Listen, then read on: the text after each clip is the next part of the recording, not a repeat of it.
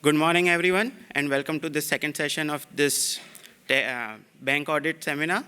I request our faculty for the session, CA Lokesh Gupta sir, to please join us on the dais, and request Jiten Trivedi sir, our MCM member, to please escort him to the dais.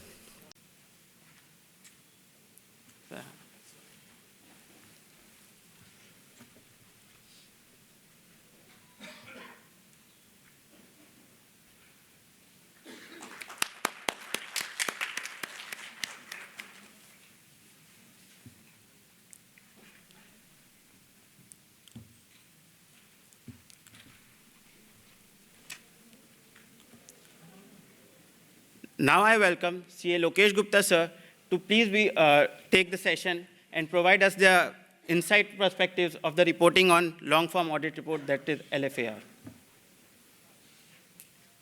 Good morning, everyone. Am I audible? First of all, my thanks to the Ahmedabad branch for inviting me here to share my views on this annual ritual of bank statutory branch audits. Now, I always love to be here, find very engaging to engage with such a large audience. And of course, seeing your new branch premises, it is very enlightening that somebody can actually go and do such a great work. And this infrastructure, I am sure, would help every member and student here in doing the work they are designed to do. Now, the responsibility which has been cast upon me is basically to talk about long form audit report. Niranjan Bhai, a very good friend, and wherever I am struck in bank audit, I usually call him Niranjan Bhai, and he always picks up the call and answers back, gives me a solution to it. So he spoke a bit about LFAR. The first thing which I wanted to actually discuss with you, and this is part of the guidance note on LFAR also, which has come from the Reserve Bank of India. One thing he spoke about is that there would be cases where the branch manager would tell you, sir, if you have an issue, आप LFAR में लिख दीजिए, and the central statutory auditor would look at it and decide whether a MOC is required. So is it a sufficient compliance on our part to write whatever we feel is to be written? Say MOC is required, you feel an account is to be classified as an NPA, whether it is a sufficient compliance on our part if we write it in the LFAR and do not report it as a MOC. What do you think, sir? Yes, no? How many of us has done it? I'm sure a lot of us, right? Okay, I can understand nobody wants to accept it now. Sir, it is worse. If you do not want an account to be reported as a NPA से, और आप pressure में आ गए हैं, नहीं आना चाहिए था पर आ गए ब्रांच मैनेजर के, और आपने डिसाइड किया कि जी मुझे एमओसी नहीं डालना, तो मुझे एडवाइस नहीं करना चाहिए, पर फिर मैं कहूँगा कि आप इसको LFAR में भी मत लिखिए, right? Because if you right in the LFAR, you even can't say कि मुझे पता नहीं था या मेरे सैंपल में नहीं आया या मुझे पता नहीं चला, right? And this you shouldn't have been told by the Reserve Bank of India, but if you look at the guiding principles which the Reserve Bank of India has given in the LFAR, it actually talks about this concept. If you see the last line, it says where any of the comments made by the auditors in their LFAR is adverse, they should consider whether a qualification in their main report is necessary. So they are also recognizing the fact that if there is an adverse comment in the LFAR, you will have to also consider whether you need to qualify your main report or MOC is required for it. However, they have also cautioned you by saying that it should not, however, be assumed that every adverse comment in the LFAR would necessarily result in a qualification in the main report. So you will have to decide whether a qualification in the main report or MOC is required or is it not required, right? So they are not substitute to each other. The main audit report is not different, it is a different report, LFAR is a different report, you will have to consider both of them differently. Every comment in LFAR may not be required to be reported in an audit report, but wherever you differ with the management in the audit report would necessarily invite some kind of a comment in the LFAR. Okay, so please do not consider them as a substitute, right? Now, if we start with the area, lot of areas we actually understand. काफ़ी सारी चीज़ें हम करते आए हैं, हमें पता है कि क्या उसके अंदर चेक करना है. I'll try and touch upon only the updated concepts which has come this year. क्योंकि जो हमारे बैंक ऑडिट के सेमिनार्स होते हैं, it is more of one hour revisionary class, कि जहाँ पे हम रिवीजन कर लेते हैं अगर स्पेशली हम बैंकिंग से पूरे साल नहीं जुड़े हुए तो. और दूसरा कि क्या अपडेशंस हुए हैं ड्यूरिंग द ईयर. तो I will try from my side to update you with whatever circulars which are relevant in relation to LFAR. We'll touch upon that in the coming slides. In case of cash, are we required to do a physical verification of cash in statutory audit? What do you think, sir? How many of us actually do a physical verification of cash? Has anybody told you, a branch manager, कि इसकी ज़रूरत नहीं होती sir statutory audit में? No? I have seen cases where the branch manager told statutory auditors that it is not required in case of statutory audit. Right? कैसे check करते हैं sir cash को? बड़ा सिंपल क्वेश्चन, इससे simple नहीं हो सकता बैंकिंग के अंदर. फिजिकल कैश किया, किससे मैच करते हैं? रजिस्टर से. उसके बाद टैली है तो ओके. हाँ,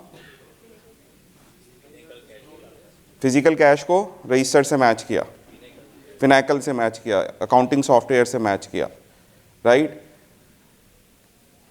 फिनाकल के अंदर कहाँ पे गए सर? कैश के अकाउंट में गए या जीएल बैलेंस देखा sir? Sir I can tell you cases where we have seen कि जो फिजिकल कैश था वो एक कैश अकाउंट होगा उससे मैच कर रहा, पर जीएल का जो कैश बैलेंस था वो डिफरेंट था. It was different, sir. Right? So please be very careful. जब हम कैश चेक करते हैं तो प्लीज़ उसको जाके सिस्टम के अंदर जीएल बैलेंस से ज़रूर मैच करिए और देखिए उसमें क्या डिफरेंस तो नहीं आ रहा कोई. क्योंकि what you are certifying is not a particular account. You are certifying basically the GL balances of that branch. Right? Dual custody. कैसे चेक करते हैं dual custody, sir?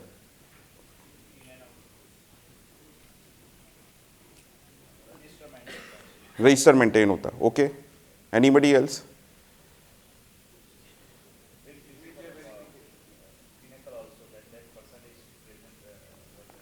Right. So this is a further step which you can do कि जिसने sign किया register वो उस दिन practically भी प्रेजेंट था कि नहीं था. सर एटीएम में कैसे करते हैं? एटीएम का कैश चेक किया है हम में से किसी ने? किया होगा, जहाँ पे branch is responsible for basically taking care of the ATM. Sir, most of the cases what I have seen practically is the dual custody is said to be maintained but it is not practically maintained. तो ATM के अंदर भी dual custody होती है, जो उसका vault होता है वो 2 पासवर्ड से हो सकता है, एक की एक पासवर्ड हो सकता है, 2 कीज़ हो सकती है, पर प्रैक्टिकली आप देखेंगे एक ही पर्सन दोनों चीज़ें यूज़ कर रहा है. तो dual custody is not only about the records which has been maintained by the banking company. When you go and check, please check who is actually using those keys, who is using those passwords. If a single person is putting both the password, where is the dual custody? We have reported in n number of times that the dual custody was not maintained, especially in case of ATMs. And this is a very risky proposition, because if the dual custody is not maintained, anybody can go at any off time, just open the vault, take out the cash, because the ATM is open nearly for the whole time. And now under the policy to save on the cost, most of the banks have even withdrawn guards from ATM. If you actually see, अगर 5 साल पहले मैं कहूँ तो हर एक ATM के बाहर एक गार्ड होता था. अभी कितने ATM के बाहर आपको गार्ड दिखता है सर? नहीं है. So it is very easy to withdraw cash if you know the password to the system. Okay, so very important. Then checking at periodical intervals. Who has to do that checking at periodical intervals? Who has to do it, sir? Branch manager or some other officer other than the person who are handling cash. How do you verify it, sir? So they have to sign a register wherever they do it. In case of ATM, sir?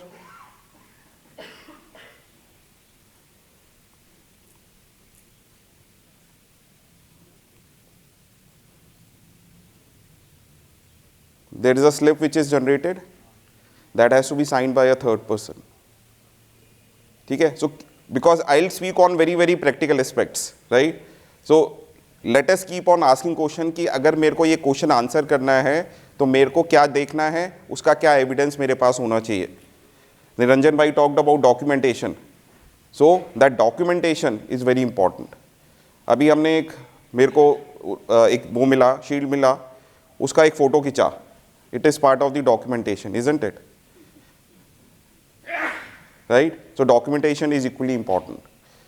Okay, does the branch generally maintain carry cash balances which vary significantly from the limit fixed by the controlling authorities of the bank? क्या होता है ये? हाँ जी, एक retention limit है, उससे ज़्यादा cash रखा हुआ है ब्रांच के अंदर. क्या एटीएम पे भी एप्लीकेबल है ये? क्या लगता है? एप्लीकेबल होता है क्या एटीएम पे? होता है sir. And it is more riskier specifically when you keep it in ATM sir. अब don't mention generally it is maintain outside or generally it is maintain inside the balance. May be the better way would be pick up a sample and mention how much percentage of the days, working days, it was kept outside the limit. And the word is significant. I am not talking about, say the limit is 50 lakh rupees, the balance was 51 lakh rupees, whether it is significant? No. So the word here is where there is a difference is significant. And if it is maintained, say in a month, say your 25 working days, if it is maintained 24 days, it is maintained within the limit, then there is no issue. It can go beyond the limit due to XYZ reasons. The problem is when it is maintained throughout the month beyond the limit. Isn't it? Then insurance cover. Generally insurance cover is now taken centrally, so you will not get the details. If you do get the details, please check and report, sir. Okay. Balance with Reserve Bank of India, State Bank of India, other banks. It says for branches with treasury operations.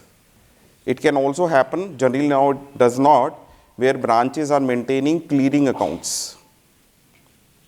Right? Generally now it is centralized, so you will not see a lot of branches maintaining clearing accounts. But if there is any branch, especially in the rural areas, then there might be accounts which are maintained with some other bank.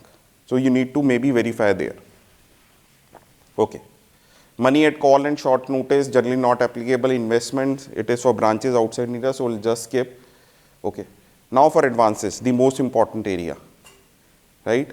Generally most of the time we spend is on basically on verification of advances.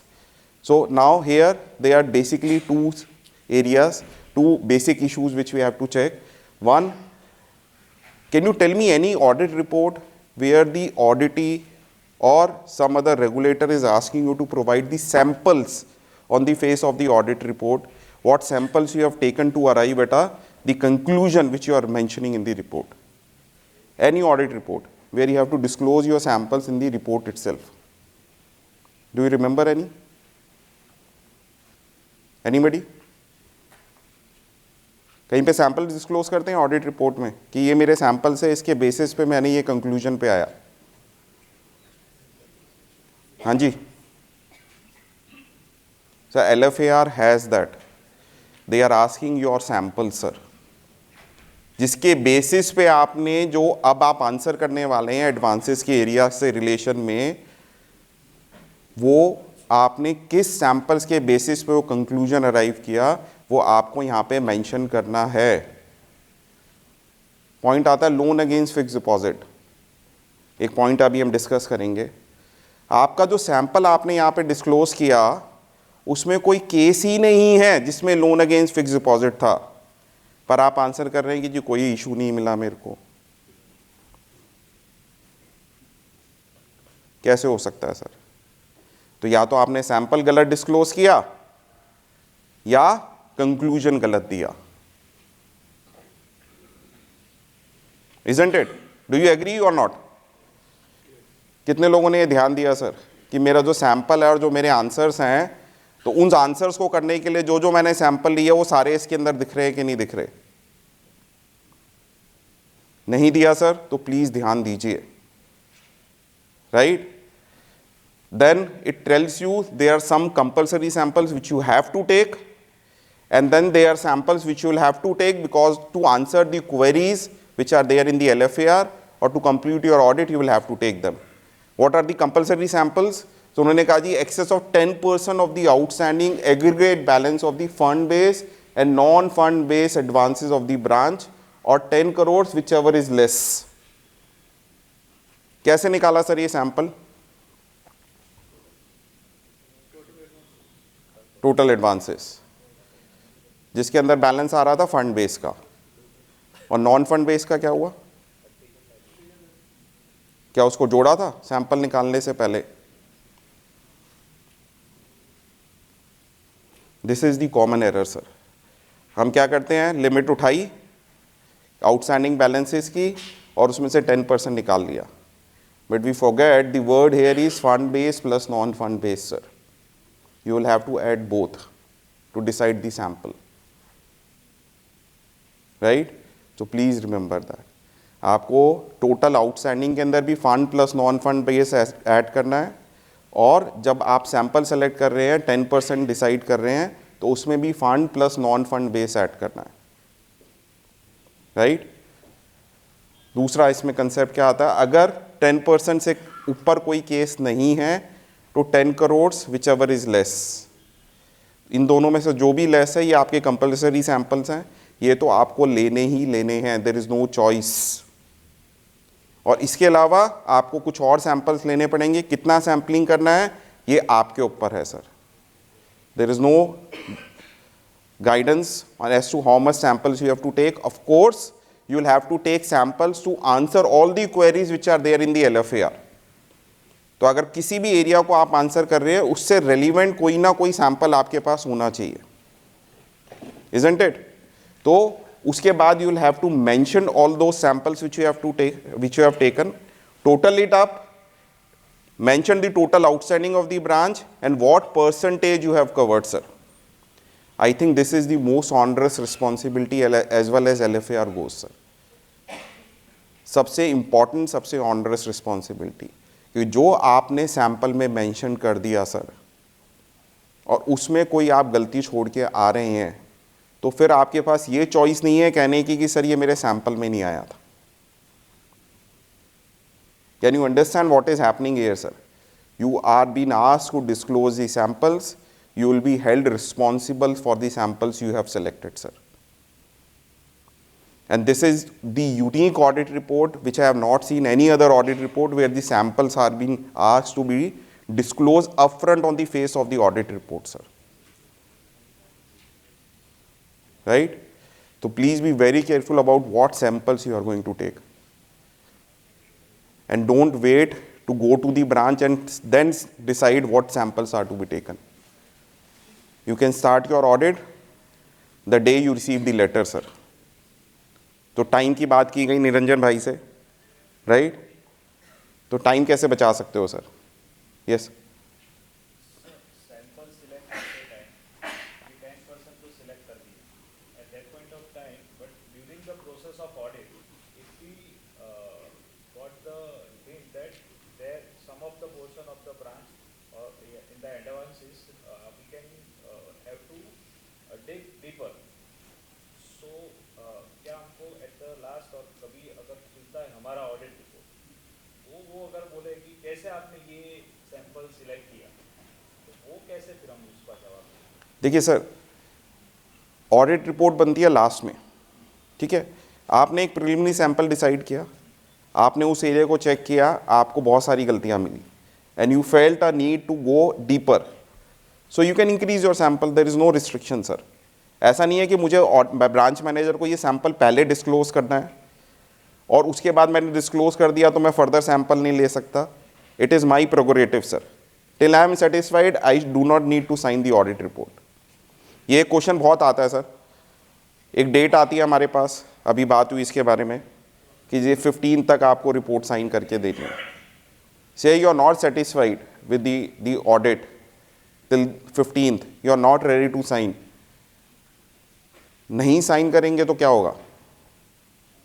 कुछ नहीं होने वाला. Sign कर देंगे और उसमें गलती रह गई तो बहुत कुछ हो सकता है.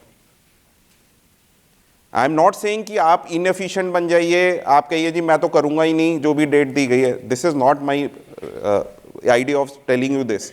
माई idea is you are doing an audit sir.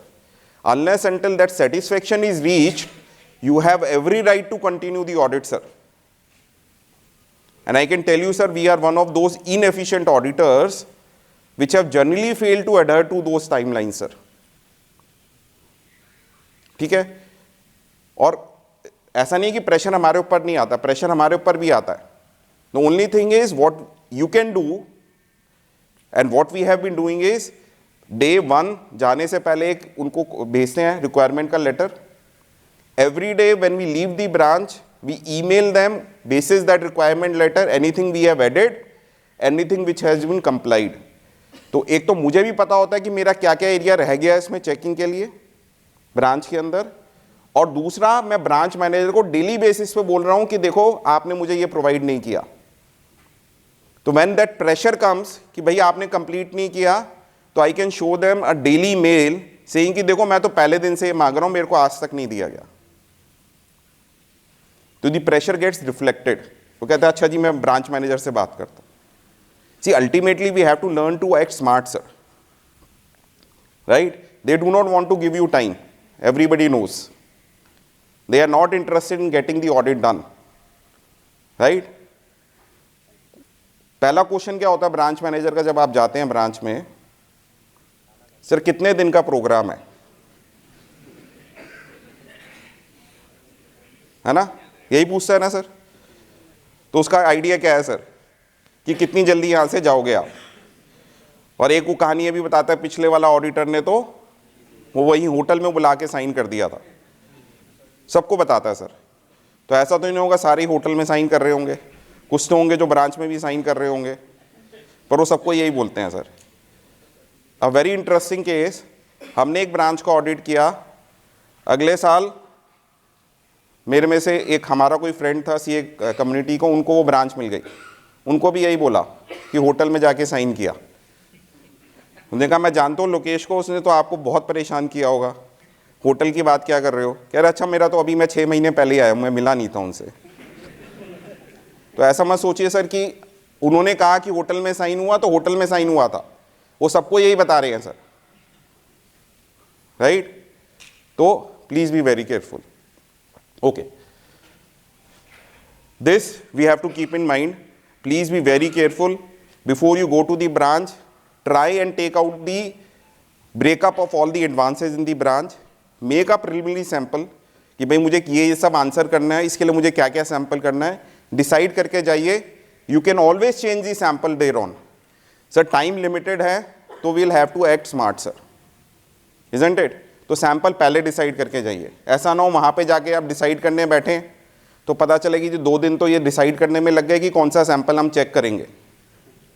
ऐसे ही होता है ना सर, पहले दिन जाते हैं, पहले दिन तो वो चाय मैनेजर की चाय पीने में लग जाता आधा दिन, तो फिर वो लंच पे ले जाता है तो पता चलता है शाम तक तो मैंने अभी फाइल खोल के ही नहीं देखी, एक दिन तो निकल गया. तो पहले से काम कर लीजिए सर, ठीक है? Okay. Procedures, instruction of the controlling authority of the bank regarding loan application, ये सब हमको पता है, कुछ नई बात नहीं है. नई बात क्या है सर, एक सर्कुलर आया है इसमें, प्लीज चेक करिए कि इसकी कंप्लाइंस हो रही है कि नहीं हो रही.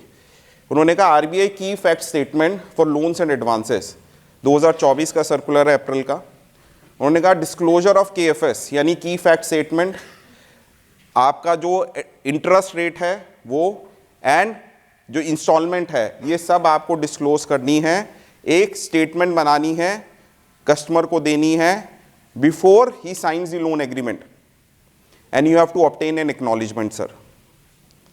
That acknowledgement should be there in the file. क्या रीजन है इसका, क्यों उन्होंने ऐसा किया? Because a lot of times customer use to complain, हमें तो पता ही नहीं था कि मुझे कितनी इंस्टॉलमेंट देनी है, मेरा रेट ऑफ इंटरेस्ट क्या है, मेरे को कितना, क्या टर्म्स एंड कंडीशन है. तो उन्होंने कहा ऐसे नहीं चलेगा, आप एक स्टेटमेंट बनाएंगे, सारे इंपॉर्टेंट टर्म्स एंड कंडीशन, उसको क्या इफेक्टिव रेट पड़ रहा है, क्या इंस्टॉलमेंट पे करनी है, before the loan agreement is signed you have to give to the customer. Customer is required to sign as an acknowledgement of having understood the terms and condition and everything, and then this is to be kept in the file, sir. Please check whether it is happening or not. ठीक है. Retail और MSME loans के अंदर इसको mandatory कर दिया उन्होंने अक्टूबर 1, 2024 से. सर अपने सैंपल में चेक करिए कि हो रहा है कि नहीं हो रहा. ठीक है. Then quick mortality. What is quick mortality? Anybody?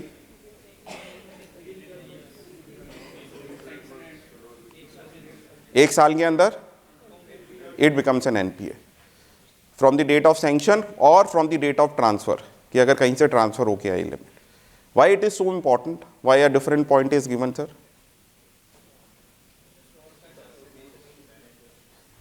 So the problem here is if a loan becomes bad in a very short period of time, we need to verify whether there was an intentional issue, whether it amounted to a fraud. Because if the account is becoming bad in such a short period of time, there may be a case where the facts and figures given at the initial stage were wrong, where the intention was from the initial stage was not to repay the loan. So you'll have to verify whether the account also needs to be classified as a fraud account, sir, or a willful defaulter. There are separate guidelines for fraud, there are separate guidelines for in case a customer becomes a willful defaulter. Okay, right? Okay. Interest rate is correctly fed into the system. कैसे check करते हैं sir? Master में गए, interest rate देखा, किससे match करते हैं? Sanction letter से. इसके अलावा और कुछ करते हैं? हिस्ट्री देखते हैं. Very good sir, this is very good. History देखनी है सर, कब कब क्या अपडेट हुआ. ऐसा ना हो ओरिजिनली तो सैंक्शन किया, सिस्टम में डाला इंटरेस्ट रेट और उसको मॉडिफाई कर दिया. Sir please remember we are dealing with a computerize system. इसमें एक कंसेप्ट लगता है गीगो, सबने सुना है, गार्बेज इन गार्बेज आउट. जो सिस्टम को बताओगे वही वो लगाएगा. ठीक है. तो इंटरेस्ट रेट का हिस्ट्री चेक करें. कितने लोगों ने चेक किया सर? 2-3 लोगों ने. सो प्लीज हियर, आज मैं यहां पे हूं तो the purpose is that we understand what can we do better. Isn't it? We are doing better, we can do it much better than the last time. एक इसमें कंसेप्ट आता है सर जिसको हम कहते हैं value dating in interest rate. What is value dating sir? Anybody? Very good. So sir said effective from a particular date. तो किसी भी सीबीएस सिस्टम के अंदर can you do a back dated entry sir? Suppose एक example लेते हैं, वैसे a lot of us would have understood the concept already. एक एफडी के लिए कस्टमर आया, 1 लाख रुपए की, उसने कहा मेरी एफडी बना दो. मेरे सेविंग अकाउंट में से उसने एक चेक दिया 1 लाख रुपए का और एफडी बनाने के लिए कहा. से on 1 March the officer forgot. 15 मार्च को उसको याद आया कि जी एफडी बननी थी. व्हेन द कस्टमर केम कि भाई मेरी एफडी बनी नहीं है, क्या वो 1 मार्च में जाके एंट्री कर सकता है? नहीं कर पाएगा. System does not allow you to change the transaction date. तो अब क्या करें? So he will do a debit on 15th, we do a value date on 1st. So for all purposes of calculation, the system would calculate as if the entry has been done on 1st March. But this entry date, the transaction date would show as 15th only. Please check कि interest rate जो modify हो रहा है उसका value date क्या है। Can you tell me any reason where the bank may be required legally to change the interest rate with a value date? Can you think of any reason कि bank को actually genuinely value date से interest rate change करना पड़ रहा है?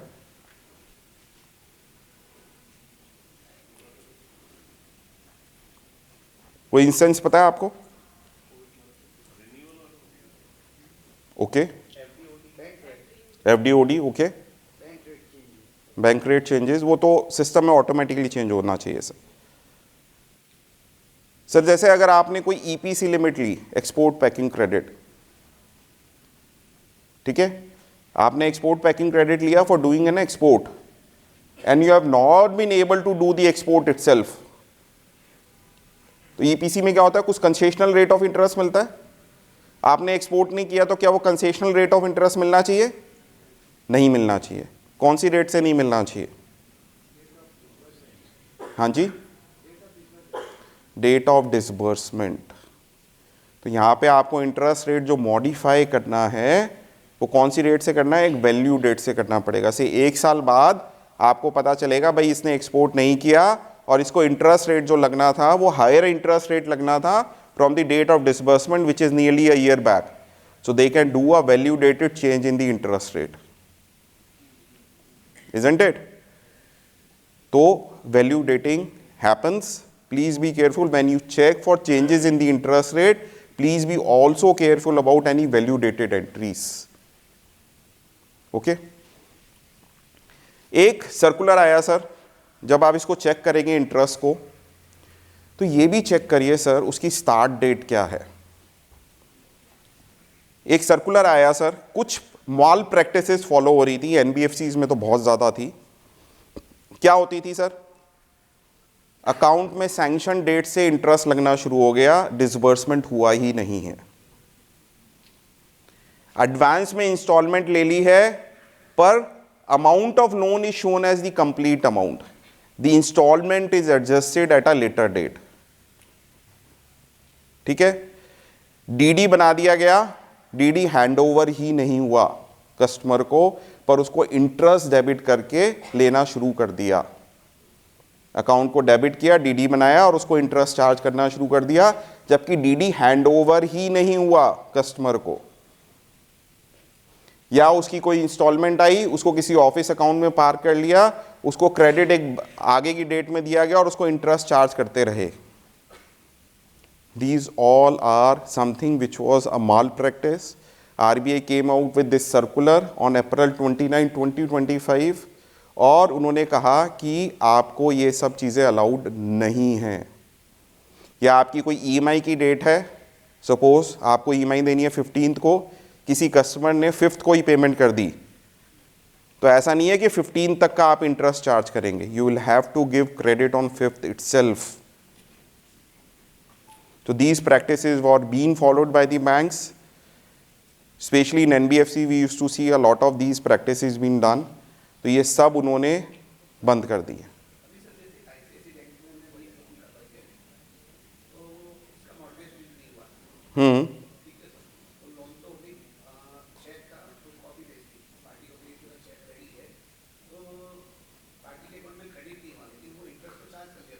तो sir ये circular आपके लिए ही है सर, बिल्कुल करना पड़ेगा सर, कोई चॉइस ही नहीं है। This is exactly the case they are talking about. Sir जो चीज आपने दी नहीं उसको अभी तक, उसके लिए आप इंटरेस्ट कैसे चार्ज कर सकते हो? वो तो पैसा बैंक के पास ही है ना सर। सर वो प्री EMI का जो कंसेप्ट है उसको भी रोक दिया इन्होंने यहाँ पे। जो वो एक एडवांस इंस्टॉलमेंट ले लेते थे 1 या 2 और वो कहते थे ये प्री EMI है और उसका इंटरेस्ट पूरे पे चार्ज, या तो आप नेट पे चार्ज करो, पर आप ये नहीं कर सकते कि आपने लोन दिया 10 लाख का, 2 EMI पहले ले ली और अमाउंट ऑफ लोन 10 लाख ही दिख रहा है उसमें और इंटरेस्ट भी 10 लाख पे चार्ज हो रहा है, वो नहीं कर सकते आप, ठीक है सर। तो when you are doing it sir, please also check whether any of such practices are been followed and please bring it out through LFAR, sir. Okay. उसके बाद वो कहता है जी interest rate is reviewed periodically. ये क्या होता है review of interest rate sir?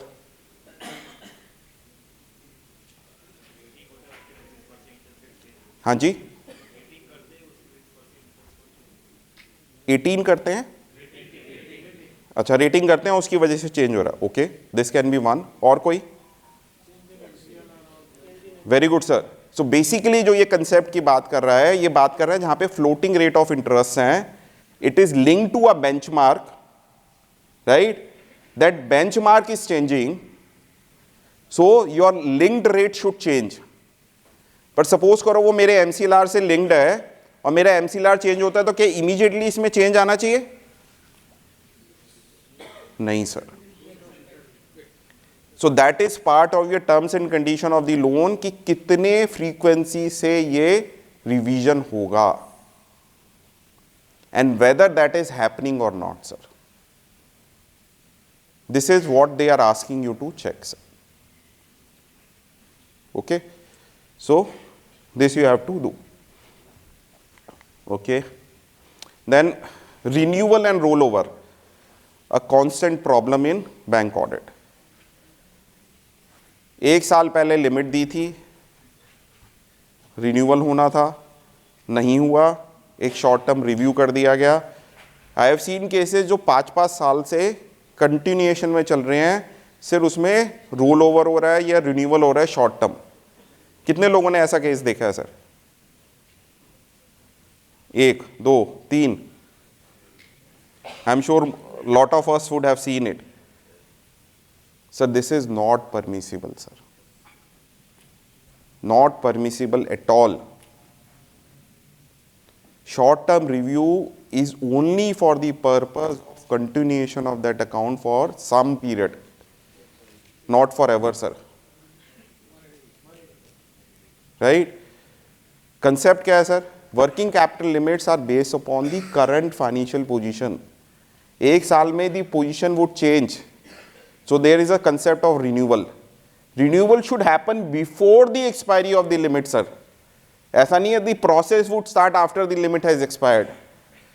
And if there is any delay for XYZ reasons, then you are allowed to do a short term review to continue the account. नहीं तो क्या होगा, जिस दिन expiry हुई the limit would become zero, the account would become overdue for payment. तो वो ऐसा नहीं करना चाहते लॉजिकली, तो उन्होंने कहा कि हम आपको शॉर्ट टर्म रिव्यू करने की पावर देते हैं so that the account may continue and there is no problem. But that power does not entitle them to continue the account forever. And I can tell you, sir, in 100% of the cases where there is no renewal, you will find there is a problem in the account, sir. And that is the reason the renewal is not happening.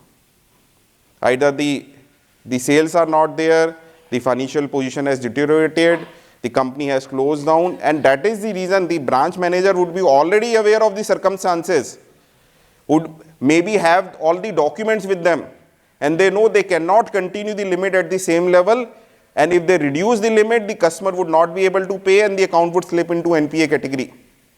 And that is the reason the renewal is not happening. So please be very sure, don't treat this as a technical issue only. जहाँ पे भी renewals नहीं हो रहे timely, insist कि भाई मुझे ये तो documents चाहिए, नहीं है तो account would have to slip into NPA category after 180 days, sir. ठीक है, इसके ऊपर आरबीआई का एक सर्कुलर आया था 2020 में, उन्होंने भी यहाँ पे इसमें फिर से रिट्रेट करा कि जहाँ पे रिन्यूअल नहीं हो रहे या शॉर्ट टर्म रिव्यूज के बेसिस पे अकाउंट चला जा रहा है, ये एक रेगुलेटरी ब्रीच है and not an acceptable situation. You can use that circular also sir. Okay, then correct and valid credit rating sir. Correct क्या होता है सर? कैसे चेक करते हैं इसको? क्या फर्क पड़ता है अच्छा क्रेडिट रेटिंग से? Anybody? Rate of interest can be one. Okay, certain banks would not do a borrowing to a customer which is below a certain rating, right? So it can affect the continuation of that loan also. How do you check ratings, sir? कैसे check करते हैं ये इसको कैसे check करेंगे correct and valid को?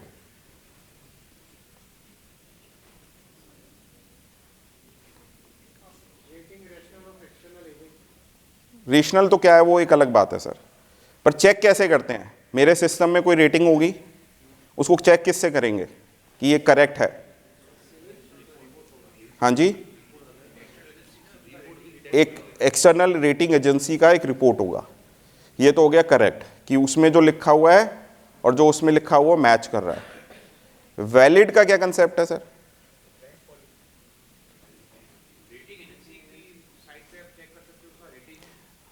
कर सकते हैं, करना चाहिए सर।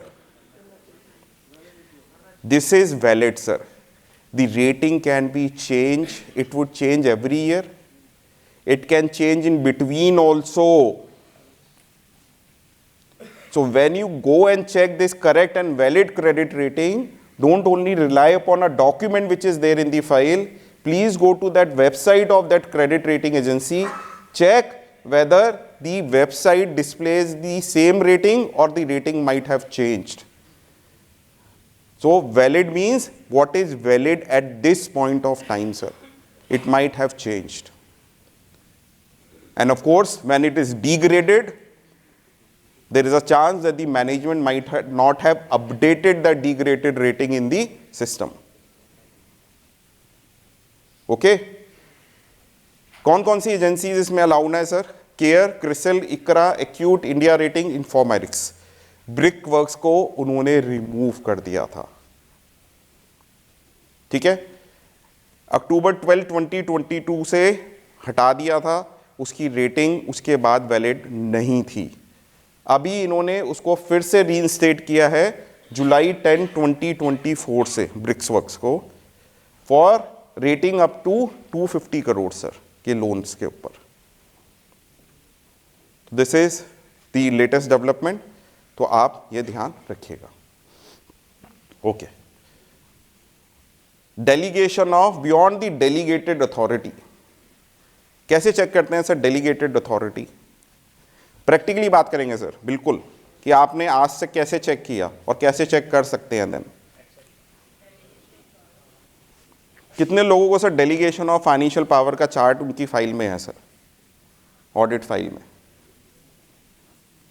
सर अगर नहीं है तो आपने ये चेक कैसे किया, ये आपको अपने आप से पूछना है sir.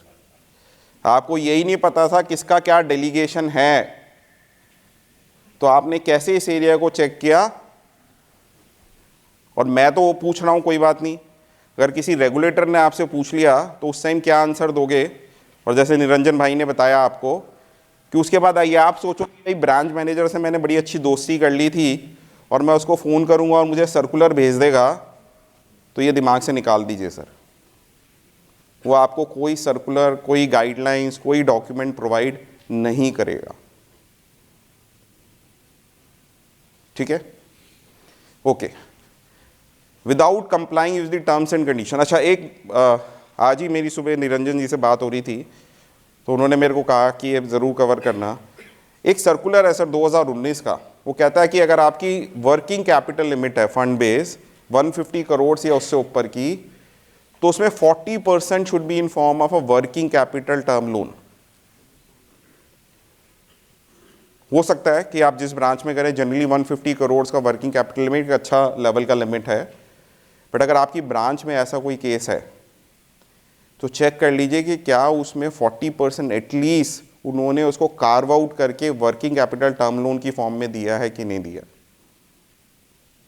This is a mandatory guideline sir, not a choice. ठीक है, okay. Then terms and conditions have been verified, ये हमें पता है। Buy back of share sir, कितने लोगों को पिछले जितने भी साल में हमने ऑडिट किया बाय बैक ऑफ शेयर्स के लिए लोन मिला बैंक में? किसी को मिला क्या? नहीं मिला? क्यों नहीं मिला पता है?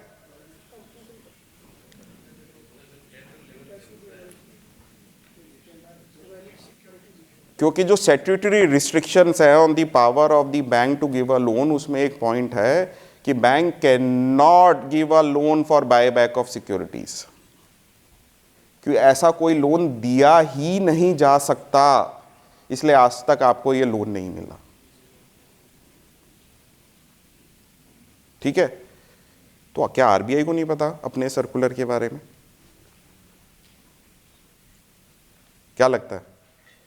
तो उन्होंने ये पॉइंट क्यों डाला?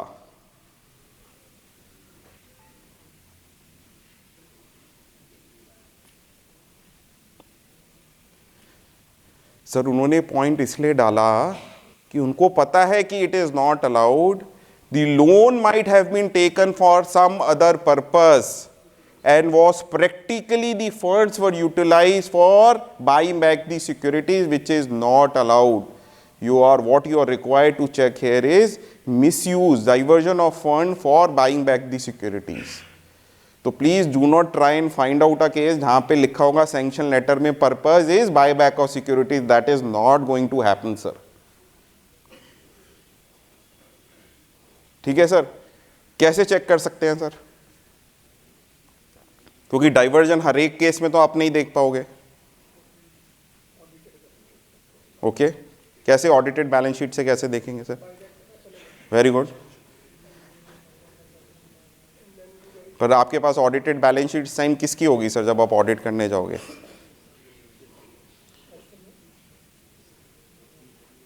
किसकी होगी सर? 2024 की।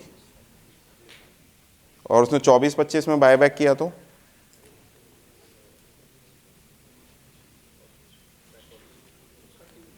हाँ जी सर, देखिए प्रैक्टिकली मेरे को तो यही समझ में आता है कि if there is a question I need to understand कि मैं कैसे इसको चेक करूं। सही है ना? और चेक करने के लिए मुझे सैंपल निकालना है, तो कैसे सैंपल निकालूं? तो पहली चीज है non corporate borrowers are outside this question. ठीक है, आप कैसे चेक करें? आरओसी की साइट पे। वेरी गुड सर, आपका मास्टर डाटा आता है, उसमें पेड अप कैपिटल आती है, आपकी बैलेंस शीट में जो पेड अप कैपिटल है और वहां पे जो पेड अप कैपिटल है, there is a reduction in this paid up capital, it is a case where there is chance that a buyback of securities has happened. If there is a case where there is a buyback of securities in any of the case of your corporate borrowers, then you will have to check from where they get the funds for that buyback. ऐसा तो नहीं CC limit में से payment कर दी है। This is what you are required to check here, sir. क्योंकि purpose कहीं पे भी ये नहीं लिखा होगा कि हमने लोन सैंक्शन किया है for buyback of securities. Is it clear, sir? Yes no? Okay, मुझे पता है सर लंच अभी मिलेगा, तो पर इतनी एनर्जी कम नहीं होनी चाहिए। चले, okay. Without execution of document, so you need to understand what documents are to be executed. Creation of charge, very important sir. कहाँ कहाँ पे चार्ज क्रिएट करना होता है हमको? एक रजिस्ट्रार ऑफ कंपनीज में, so that you can again go to the site of the MCA, check the creation of that charge. Cerci, cerci में किस किस चीज के लिए चार्ज क्रिएट किया जाता? हाँ जी, कितने लोगों को लगता है सिर्फ रिमूवेबल के लिए करना है? दोनों के लिए करना है? Are we sure? इंटेंजिबल के लिए करना है?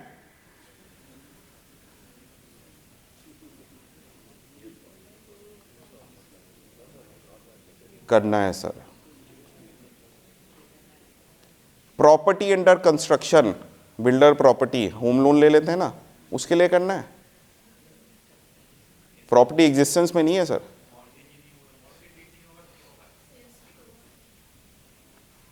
उसके लिए भी करना है सर। मैंडेटरी है sir.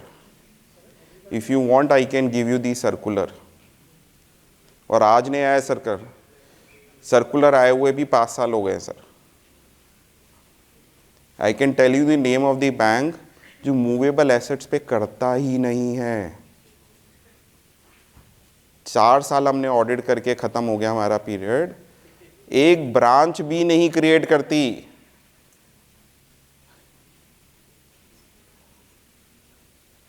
Then not only creation is important, any change in the limit would require a modification also. अच्छा नहीं किया, चलो मैंने चार्ज क्रिएट, क्या कॉन्सिक्वेंस है? हाँ जी, वेरी गुड सर। जो एक सिक्योरिटी इंटरेस्ट की एग्जीक्यूशन होती है ना सिर्फ एसआई में, वो डिफीट हो जाएगी sir, if a charge has not been created. आप कॉन्सिक्वेंस समझ पा रहे हैं sir? So please check whether the charge has been created in case of all kind of immutable properties. Immovable properties में सिर्फ इक्विटेबल मॉर्गेज करना है और कोई भी करना है? हाँ जी, रजिस्टर्ड भी हो सकता है? हो सकता है, करना है? नहीं, हो सकता है का मतलब तो है कि भाई मर्जी है तो कर लो, श्रद्धा है, करना है तो कर लो, नहीं करना तो कोई बात नहीं। कहां पे होता है रजिस्टर्ड मॉर्गेज सर? नहीं, किस लोन्स के केस में होता है? ओके, एग्रीकल्चर में सर, एग्रीकल्चर में इक्विटेबल मॉर्गेज नहीं होता सर, रजिस्टर्ड मॉर्गेज ही होता है। चेक कर लीजिएगा सर, कोई बैंक क्रिएट नहीं कर रहा, मैं तो जितने बैंकों में गया हूं कोई भी सरसाई का चार्ज क्रिएट नहीं कर रहा रजिस्टर्ड मॉर्गेज के केस में, नहीं करते। Even when there is a mandatory guideline to create that charge sir. हाँ जी, बीओबी कर रहा है सर, वेरी गुड सर। तो प्लीज चेक सर, होता क्या, हम एजम्पशन मान लेते हैं कि बैंक तो कर ही रहा होगा,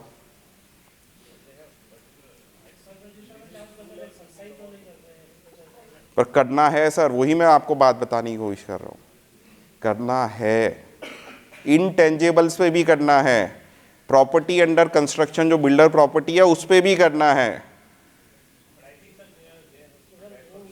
हाँ जी, नो थ्रेशोल्ड लिमिट सर।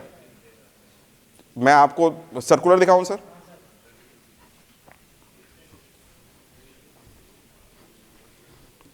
चलिए एक सर्कुलर देखते हैं फिर इसके लिए।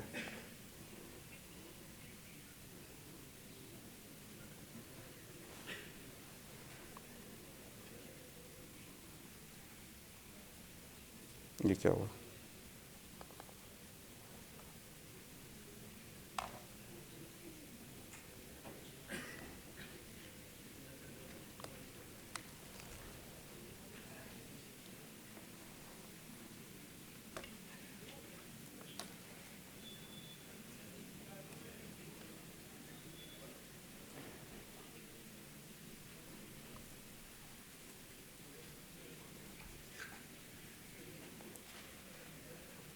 सर्कुलर के नाम से लैपटॉप ही बंद हो गया सर।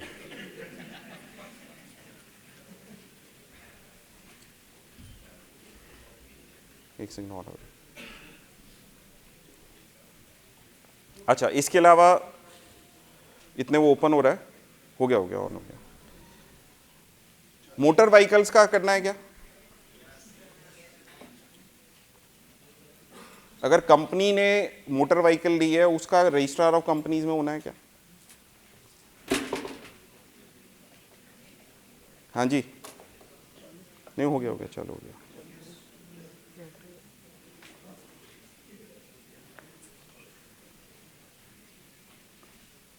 करना है क्या? कितने बैंक्स कर रहे हैं सर? प्राइवेट बैंक्स ने शुरू कर दिया है, बट पब्लिक सेक्टर बैंक्स में still there is a problem sir. ठीक है, तो प्लीज डू नॉट एज्यूम कि वो कर ही रहे होंगे।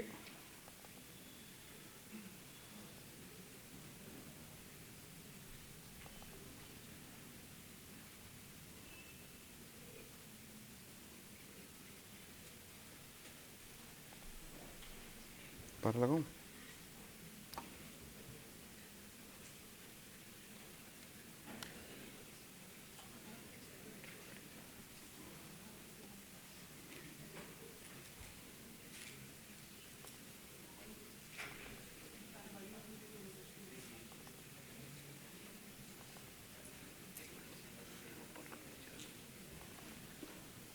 circular I was talking about.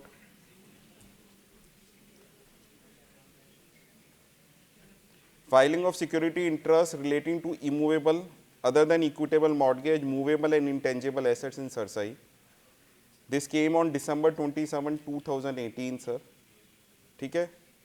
The Government of India has subsequently issued a gazette notification dated January 22, 2016 for filing of the following type of security interest on the CERSAI portal.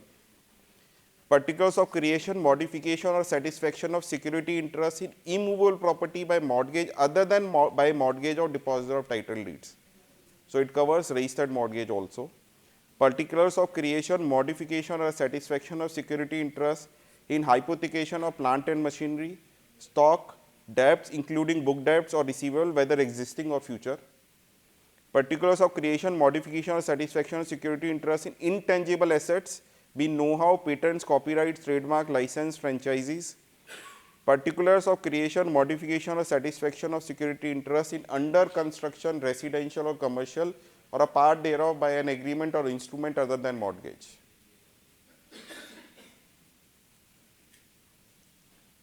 ठीक है sir? Circular is December 27, 2018. Okay.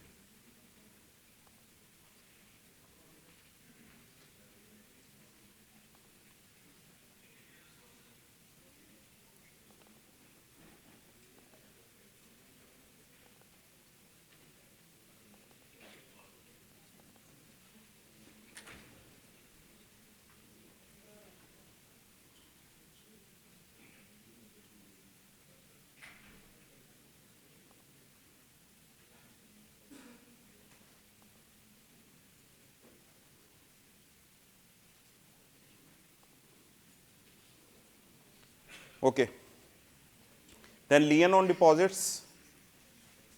ठीक है, क्यों मैंने एक example दिया था आपको कि आपके सैंपल में कोई केस ही नहीं है, क्योंकि लियन ऑन डिपॉजिट्स के जो केसेस हैं जनरली हमें लगता है कि इसको क्या देखने की ज़रूरत है, इजंट इट? पर आपको आंसर करना है तो आपको सैंपल लेना है. And I can tell you cases where we have qualified, we have made accounts as NPA even in lien on deposit sir. Specially कब होता है ऐसा? जहां पे देयर इज अ पे आउट ऑफ इंटरेस्ट, कि एफडी पे जो इंटरेस्ट है वो पे आउट हो रहा है टू सम सेविंग्स और current account of the customer, और ओडी के अंदर कोई वो पैसा नहीं डाल रहा, इंटरेस्ट उस पर डेबिट होता जा रहा है. कुछ दिन बाद क्या होगा, जो उन्होंने मार्जिन लिया था वो इरोड हो जाएगा and the balance in the OD would exceed the balance in the FD account. तो ऐसे केसेस आते हैं सर, तो please be careful. Okay, then periodic review of advances, तो रिन्यूअल की बात कर रहा है वो, between 3 to 6 months and over 6 months. अब कितने केसेस में अगर आपको ओवर टू 6 months लिखे हुए हैं, पता चला जी आपने यहाँ पे लिख दिया 10 केस कि जी रिव्यू नहीं हुआ, रिन्यूअल नहीं हुआ ओवर 6 months, और एमओसी हमारा है 0,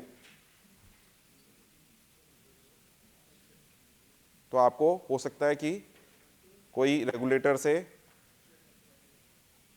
चिट्ठी आ जाए जिसका आपको जवाब देने की जरूरत पड़ जाए. ठीक है, देन सबसे बड़ा इशू सर आज की डेट में सर, और मुझे लगता है हम में से काफी लोगों ने एक्सपीरियंस किया होगा कि the compliance level at the banks have gone up sir in terms of classification of account as an NPA. तो आपको अब वो केसेस जनरली नहीं मिलते जहां पे एक लोन के अंदर 3 से ज़्यादा इंस्टॉलमेंट पेंडिंग है पर अकाउंट फिर भी उन्होंने एनपीए क्लासीफाई नहीं किया, क्योंकि कहीं ना कहीं वो सिस्टम जनरेटेड क्लासिफिकेशन पे मूव कर चुके हैं. Right, do you agree sir? पर इसके अंदर 2 ऐसे एरियाज हैं जहां पे आज भी एनपीएज हैं और जो सिस्टम क्लासीफाई नहीं कर पा रहा है. The biggest area is working capital facilities, जहां पे सबसे ज्यादा हिडन एनपीएज हैं.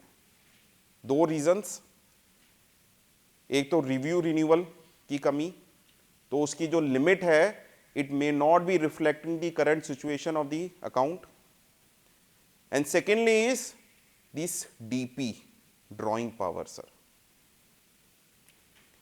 अब डीपी क्या क्या है सर कि ऑटोमेटिकली सिस्टम में नहीं जा रही, there is a manual intervention in between, somebody has to fill up the DP. There is a stock statement which comes, DP has to be calculated and then filled in the system. Calculation सही हुई कि नहीं हुई और updation system में हो रही है कि नहीं हो रही, this becomes a very critical activity.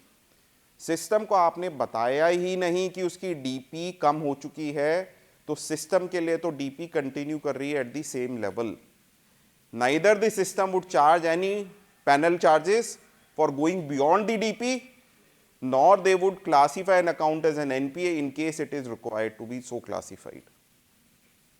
Again, the concept of garbage in, garbage out. So you don't tell the system would not be able to do anything about it. So the correct classification of account would be misquoted, would not be done in case the DP is not being properly calculated, and when calculated not properly updated into the system, sir. So updation is equally important, sir, right? So please check whether the updation is happening or not, then whether the latest audited financial statements are obtained, again review renewal.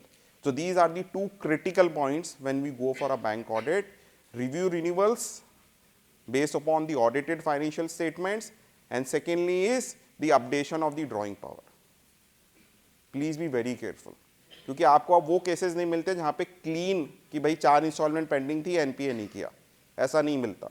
अब जो भी आपको NPS मिलते हैं वो इस तरह से हिडन है कि इसमें थोड़ी सी आपको मेहनत और ज़्यादा करनी पड़ेगी to find out if the account needs to be classified as an NPA, sir. Okay okay, stock audit कितने पे करवाना होता है सर? Stock audit sir policy of the bank generally 5 crore और उसके ऊपर के cases. Please look at the stock audit report also. होता क्या है, हमने बच्चे को लगाया कि भाई साहब देख लो किस किस का स्टॉक ऑडिट आया है, रिपोर्ट, उसने टिक किया हाँ जी इसका आ गया, इसका नहीं आया। Please look at the report. पता चला स्टॉक ऑडिटर ने कहा जी वहां पे तो स्टॉक ही नहीं था, डीपी चले जा रही है सिस्टम में based upon the stock statement जो कस्टमर ने फाइल की है, और हम भी कह के आ गए कि हाँ जी स्टॉक ऑडिट हो रखा है और अकाउंट बढ़िया चल रहा है। तो please look at the stock audit report also. Okay, then non corporate entities के अंदर ऑडिट कितने पे लेना होता है ऑडिटेड अकाउंट्स नॉन कॉर्पोरेट में?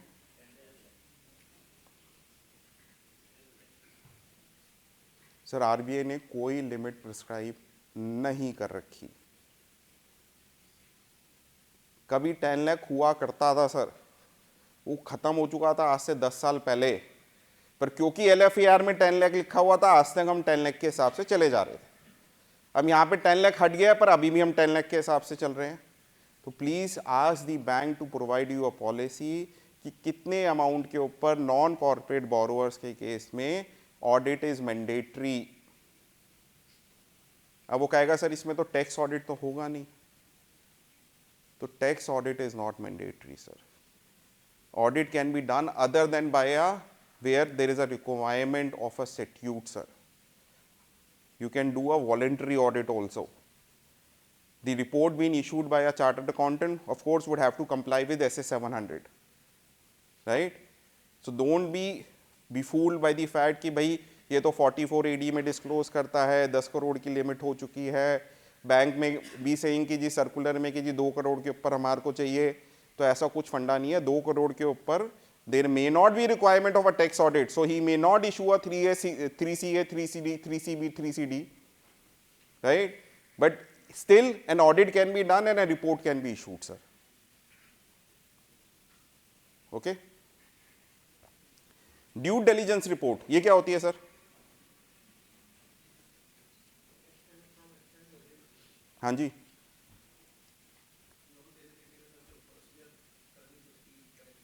क्या करनी पड़ती है sir?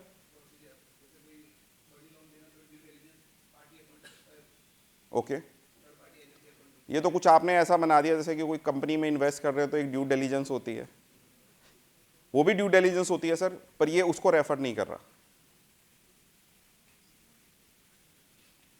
Sir. There is a specific circular of the Reserve Bank of India on due diligence.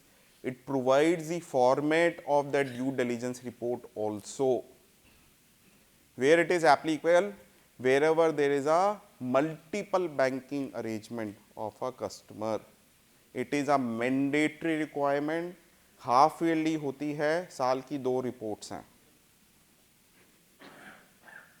And if you look at the report, sir, it can be given by either a CA, CS or a CMA. तीनों में से कोई भी दे सकता है. If you look at the compliances in the report, वो ये पूछता है सर कि अकाउंटिंग स्टैंडर्ड्स फॉलो हुए कि नहीं हुए बैलेंस शीट बनाते हुए. वो ये पूछता है कि जी आपने जो बैंक का टर्म्स एंड कंडीशंस हैं इन दी सैंक्शन लेटर वो कंप्लीटली आपने फॉलो किए कि नहीं किए. Is it a relevant information for us? Yes, no? Yes. तो अगर कोई और मेहनत कर रहा है तो रिपोर्ट चेक कर लीजिए, आपको आंसर तो करना ही है. ठीक है, तो प्लीज़ फर्स्ट बी अवेयर, ये सर्कुलर है, अगर कोई इंटरेस्टेड है इसको देखने में, उसमें फॉर्मेट भी प्रिस्क्राइब्ड है. That format has remain constant. ठीक है. Next, physical verification of securities and substantial deterioration in the value of the security. Substantial deterioration in the value of the security LFAR में तो कमेंट करेंगे. इसका और कहीं पे भी कोई इंपैक्ट है सर?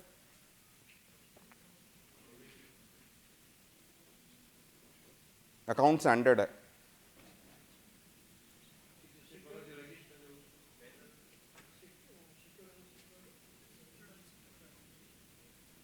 देखिएगा सर, अभी आईरेक में I am not covering, there is another speaker who is speaking about आईरेक.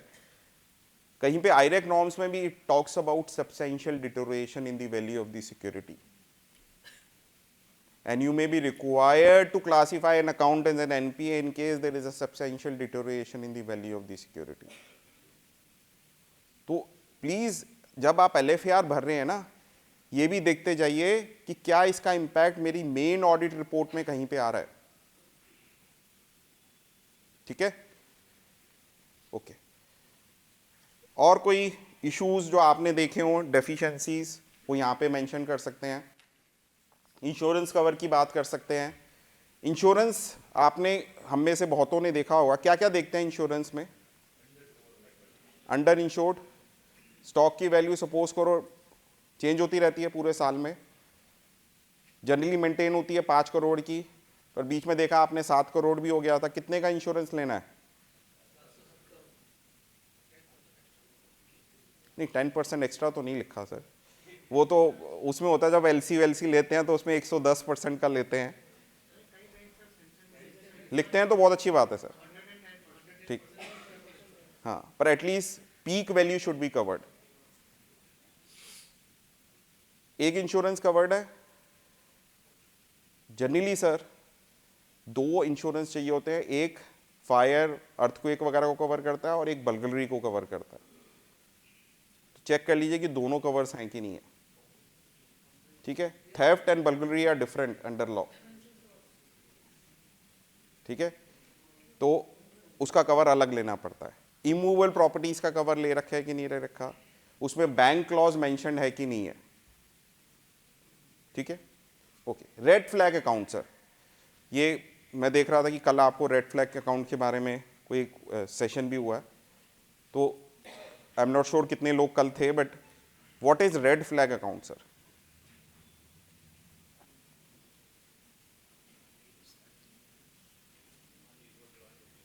Okay, okay, SMA account, okay. So what is red flag? एक उन्होंने कंसेप्ट निकाला सर, अर्ली वार्निंग सिग्नल्स.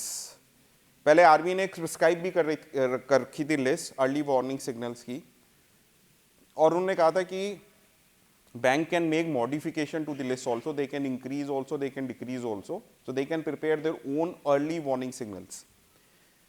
और किसी भी बोरोवर अकाउंट में अगर ये अर्ली वार्निंग सिग्नल्स नजर आते हैं तो उस अकाउंट को सिस्टम में कर दिया जाएगा रेड फ्लैग। मतलब कि हमें लगता है इस अकाउंट में कोई प्रॉब्लम है, that problem may result into an account being classified as a fraud or it may not result into being classified as a fraud. We are under investigation. So basically for the purpose कि ऐसा ना हो कि जी हमको पता तो चल गई या प्रॉब्लम है पर दूसरे बैंक से अवेयर नहीं है, तो basically it is dissemination of information between all the banks and there is a reporting to the Reserve Bank of India of all cases of red flagging. So this is the concept of red flagging. कितने लोगों को red flag accounts मिले पिछले 2 साल के अंदर, 3 साल के अंदर? देते नहीं है सर, बिल्कुल। उनसे पूछा कितने रेड फ्लैग है, सर एक भी नहीं है। हाँ जी सर, आप मैनेजर से कुछ भी पूछोगे ना तो उसका आंसर यही है, नहीं है सर, है ना, क्योंकि आप गलत जगह देख रहे थे सर। कहाँ पे दिखता है रेड फ्लैगिंग? क्या कोई फिनाकल खोलेंगे, कोई सीबीएस सिस्टम खोलेंगे, उसमें जब अकाउंट खोलेंगे तो उसमें लाल लाल कुछ रेड फ्लैग नजर आएगा? क्या लगता है सर? हाँ जी, एक्सेप्शन रिपोर्ट में नजर आएगा? नहीं सर, वो मतलब गुड लक सर अगर वो दे दे तो आपको ऑडिट खत्म हो जाएगा सर, वो रिपोर्ट नहीं मिलेगी आपको, पक्की बात है सर। एक सिस्टम है जिसको हम कहते हैं क्रिलिक, credit repository information for large credits. RBI का डिजाइन प्लेटफॉर्म है, इंटर बैंक प्लेटफॉर्म है सर। इसके अंदर रेड फ्लैगिंग नजर आती है, वहां पे रेड फ्लैग होता है तो बैंक मार्क करता है कि अकाउंट रेड फ्लैग हो चुका है। पहले जो रेड फ्लैगिंग का कंसेप्ट था सर, वो लगता था 50 करोड़ या उससे ऊपर के एक्सपोजर पे, बैंक लेवल पे, ठीक है। तो जहां पे आप डाल के आए कि हो सकता है आपकी ब्रांच में कोई 50 करोड़ का एडवांस ही नहीं था और आप डाल के आए कि जी मैंने चेक कर लिया कोई रेड फ्लैग नहीं था, तो आपको चेकिंग की ज़रूरत ही नहीं थी क्योंकि red flagging concept was not applicable. पर इस साल ऐसा नहीं है sir. The limit has been reduced. जुलाई के अंदर सर्कुलर आया,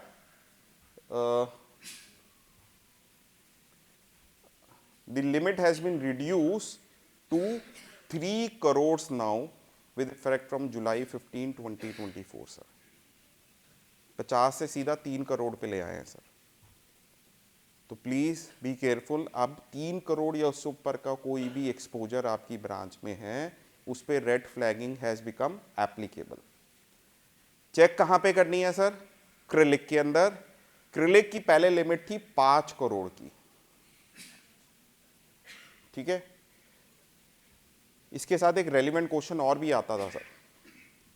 सपोज कीजिए आपका कस्टमर है ब्रांच में, बोरोवर है, वो मल्टीपल बैंकिंग में है, से वो 10 बैंक्स के साथ डील कर रहा है, 5 बैंक्स के साथ डील कर रहा है। आपकी ब्रांच के अंदर अकाउंट थोड़ा ढीला डाला चल रहा है, एनपीए नहीं दिख रहा, but you can see there is a problem in the account. क्या आपके लिए रेलिवेंट इंफॉर्मेशन है जानना कि दूसरे बैंक ने किसी ने उसको रेड फ्लैग कर दिया है, या उसने उसको फ्रॉड डिक्लेयर कर दिया है, या उसने उसको एनपीए डिक्लेयर कर दिया है? क्या ये आपके लिए रेलिवेंट इंफॉर्मेशन है? कैसे देखेंगे?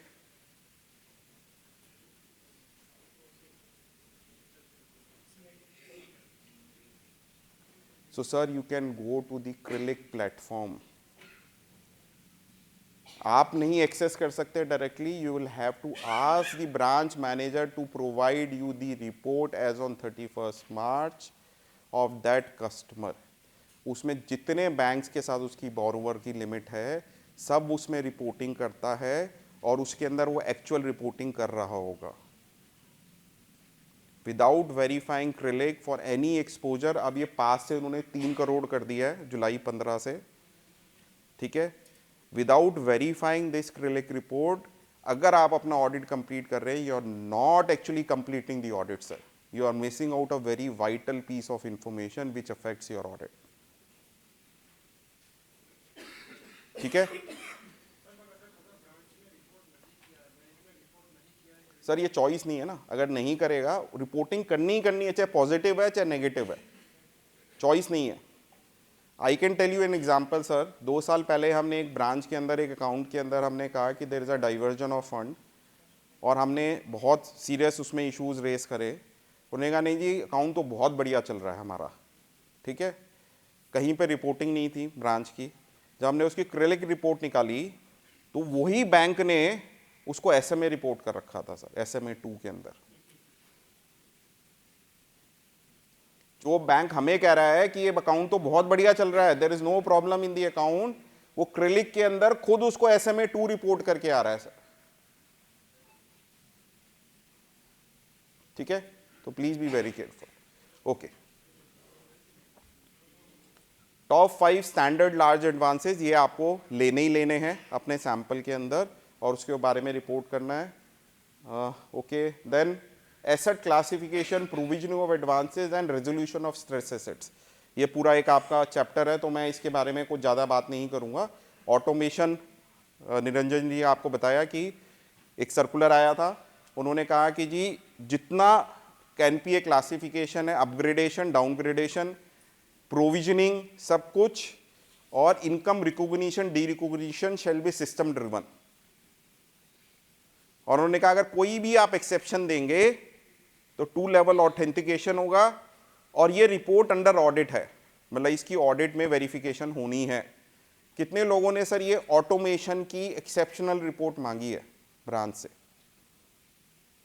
एक अकाउंट सिस्टम कह रहा है NPA हो गया, उसको इंटरवेंशन करके मैन्युअली उसको अपग्रेड कर दिया गया स्टैंडर्ड। आपके लिए रेलिवेंट इंफॉर्मेशन है, कहां से पता चलेगी? Through this exception report generated. कितने लोगों ने मांगी सर?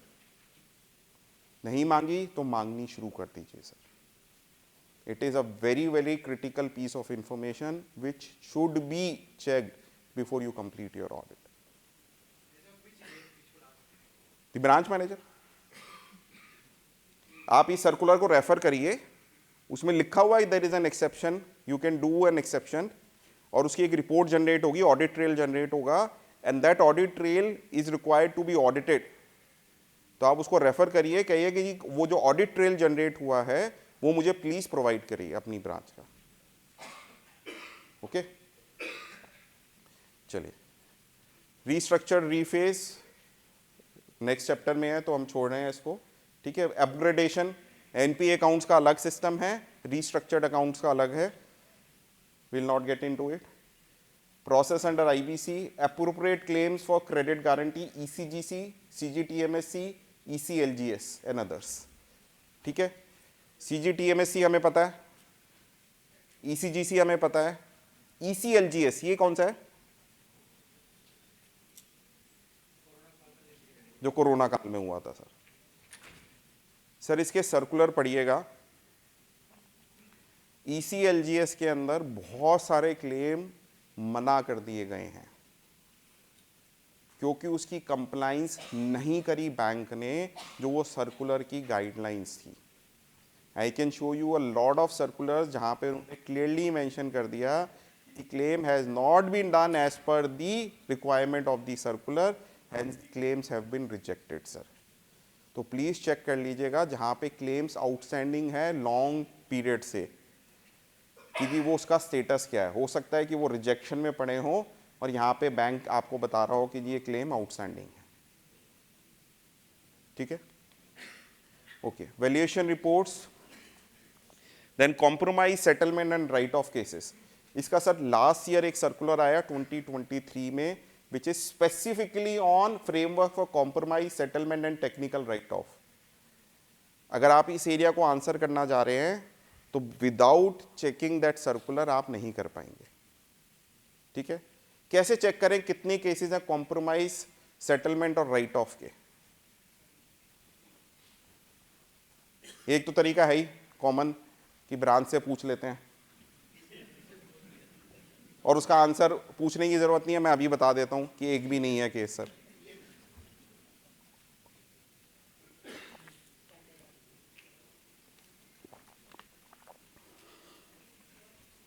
हाँ जी सर, क्या हो सकता है रास्ता?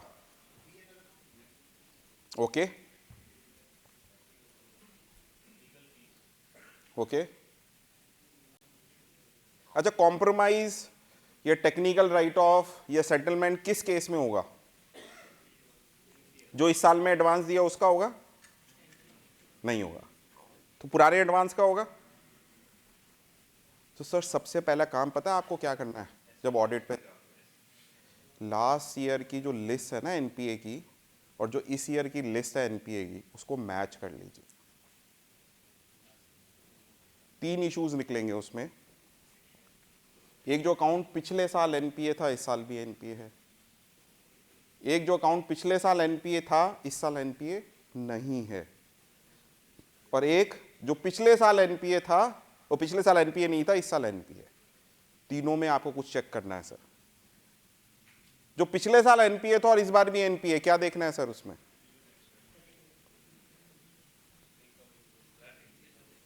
भैया एनपीए तो एनपीए था, फिर क्या देखना है?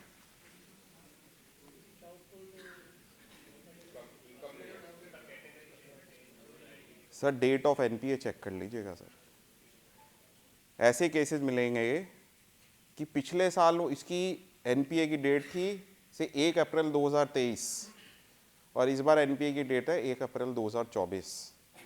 पिछले साल भी सब स्टैंडर्ड था और इस साल भी सब स्टैंडर्ड है। ठीक है। दूसरा एक कंसेप्ट आता है sir, recovery in NPA accounts. क्या होता है रूल, क्या लिखा है इसमें आईरेक नॉर्म्स में?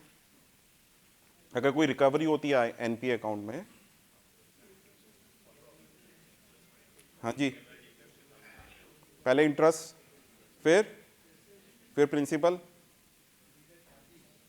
सर सर्कुलर कहता है bank would devise its own policy and follow that policy in all the cases.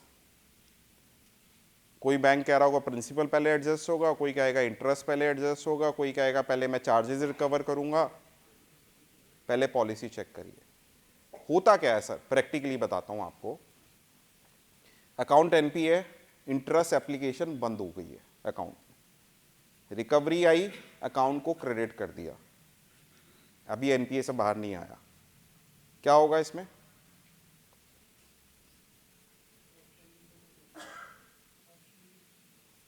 The principal would be reduced। और हो सकता है सर्कुलर कह रहा हो कि जी पहले तो मैं चार्जेस रिकवर करूंगा और फिर इंटरेस्ट रिकवर करूंगा, और आपने क्या किया? प्रिंसिपल को रिड्यूस कर दिया। Common error sir. तो recovery in NPA accounts very important. ठीक है। अब जो पिछले साल एनपीए थे और इस साल एनपीए नहीं है, ऐसा कौन सा केस हो सकता है? एक तो यही है सर, आपको सैंपल मिल जाएगा आपका कॉम्प्रोमाइज सेटलमेंट राइट ऑफ के केसेस।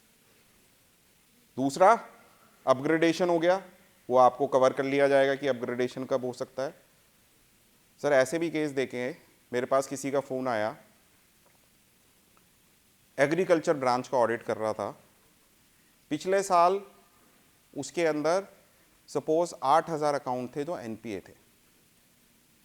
इस साल पता चला कि जी सिर्फ 500 अकाउंट रह गए, 7,500 अकाउंट अपग्रेड हो गए, वो भी एग्रीकल्चर ब्रांच में। तो उन्होंने मेरे से पूछा, उन्होंने ब्रांच मैनेजर से पूछा, कह रहे सर देखो पीछे शील्ड रखी हुई है, ये वाली नहीं sir, for recovery in NPA account sir. तो मैंने इनको कहा कि सर बड़ा अनयूजुअल लग रहा है, प्लीज़ एक बार चेक करिए कि रिकवरी कैसे आई। तो उनको एक बड़ा अच्छा सिस्टम पता चला सर। ठीक है, क्या सिस्टम था सर? एक रामलाल जी का अकाउंट है, उसमें 5 लाख रुपए डेबिट हैं, एनपीए है लास्ट ईयर। तो उन्होंने रामलाल जी का एक नया अकाउंट खोला, रामलाल जी न्यू अकाउंट। पहले रामलाल जी के ओल्ड अकाउंट को क्रेडिट किया 5 लाख से, एक ऑफिस अकाउंट बनाया उसमें डेबिट किया, रामलाल जी की रिकवरी आ गई, रामलाल जी का अकाउंट बंद हो गया। शाम को एक एंट्री करी, office account credit, Ramlal ji new account debit 5 lakh रुपए। रामलाल जी को सुबह भी 5 लाख देने थे, शाम को भी 5 लाख देने हैं, पर इस प्रोसेस के अंदर क्या हुआ सर? तो चेक कर लीजिए सर, कहीं आपके यहां पे भी तो ये स्कीम नहीं चल रही सर। अभी सब संगम में नहा के आए ना सर, तो हो भी सकता वो भी संगम में नहा के ले आए अपने सारे एनपीएस को सर।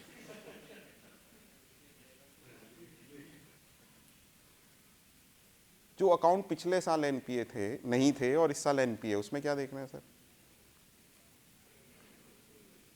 तो खुद ही ब्रांच ने कर दिया एनपीए, आपको कोई मेहनत नहीं करनी पड़ी। कुछ देखने की जरूरत है? Date of NPA is very important sir. NPA sir month end पे कराया जाता है, ईयर एंड पे किया जाता है, क्वार्टर एंड पे किया जाता है सर? 90 डेज के बाद होगा, वो तो कंडीशन हो गई, पर अब 90 डेज हो गए, अभी 15 से जनवरी को, तो डेली बेसिस पे होता है सर अब, ठीक है। और सबसे बड़ा इशू क्या है सर? एनपीए तो डिक्लेयर कर देते हैं, तो रिवर्सल ऑफ इनकम है वो गड़बड़ है सर, ठीक है। शॉर्ट में 1 मिनट लूंगा। सपोज कीजिए कि अकाउंट एनपीए बना इस साल के अंदर से 31 दिसंबर को एनपीए बन गया या 15 दिसंबर को एनपीए बन गया, तो उसके बाद तो इंटरेस्ट अप्लाई नहीं किया जाएगा अकाउंट के अंदर टिल इट इज रियलाइज। जो उससे पहले का इंटरेस्ट है, जो ऑलरेडी डेबिट हो चुका था और जो रियलाइज नहीं है, उसको भी रिवर्स करना है। कितने पीरियड तक? 1 अप्रैल से शुरू करूंगा 2024 से, ये 1 अप्रैल 23 से भी देख सकता हूं या 22 से भी देख सकता हूं। कहां से देख सकता हूं सर? वो तो एनपीए की कंडीशन हो गई सर, आपने एनपीए बना दिया। अब अनरियलाइज इंटरेस्ट जो मुझे देखना है, कितने पीरियड पीछे तक जा सकता हूं? 90 डेज तक। वो कैसे आप निकालेंगे सर? उसमें नहीं हूं। कंसेप्ट क्या है, कितने पीछे तक मैं जा सकता हूं अनरियलाइज इंटरेस्ट को चेक करने के लिए? क्योंकि सपोज करो अगर मैं 1 अप्रैल 24 से पहले जा रहा हूं, तो मेरी प्रॉब्लम समझो, वो तो पिछले साल के प्रॉफिट एंड लॉस में जा चुका इनकम है ना। इस साल की तो चलो ठीक है, मेरा प्रॉफिट एंड लॉस इसी साल का बन रहा है, उसमें मैंने जो इस साल का इंटरेस्ट है रिवर्स कर दिया। जो पिछले साल के प्रॉफिट एंड लॉस में जा चुका था, क्या मैं उसको इस साल में रिवर्स कर सकता हूं? हाँ जी सर।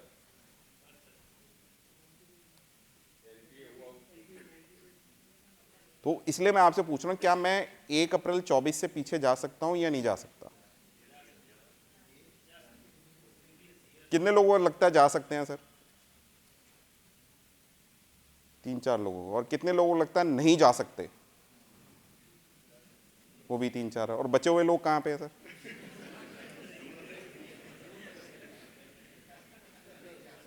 वो कह रहे जी श्रद्धा है, जाना है तो जाओ, नहीं जाना तो मत जाओ, हमें मत परेशान करो।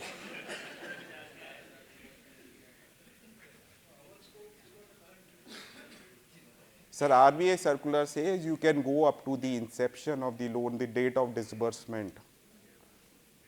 और जब आप एग्री ब्रांचेस करते हैं ना सर, तो ये कंसेप्ट बहुत बड़ी प्रॉब्लम क्रिएट करता है, क्योंकि उसके अंदर कोई रिकवरी आई ही नहीं होती और वो अकाउंट एनपीए बन रहा होता है इससे 2 साल बाद, 3 साल बाद, तो आपको 2-2, 3-3 साल का इंटरेस्ट रिवर्स करना होता है। Very good sir, very good question.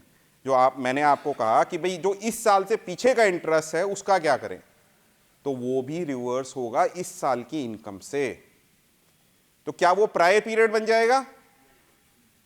जो मैंने इंटरेस्ट से 23-24 फाइनेंशियल ईयर का इस साल में रिवर्स कर दिया, क्या वो प्रायर पीरियड इंटरेस्ट बन जाएगा? बनना चाहिए। पिछले साल की इनकम थी, इस साल रिवर्स कर रहे हैं, है ना प्रायर पीरियड? नहीं है सर, नहीं एग्री कर रहे। क्यों नहीं एग्री कर रहे sir? Very good sir. Sir के लिए तालियां बजनी चाहिए इस बात के लिए। The concept of prior period is that there should be an error or omission made in the financial statement, जिसकी वजह से आज एक एंट्री अराइज कर रही है जो पिछले फाइनेंशियल ईयर से रिलेट करती है। मेरा अकाउंट एनपीए हुआ आज, उस पर the policy requires me to reverse the interest of the previous years also if it is unrealise. क्या वो गलती बन गई आज? हो सकता है सर ऐसा?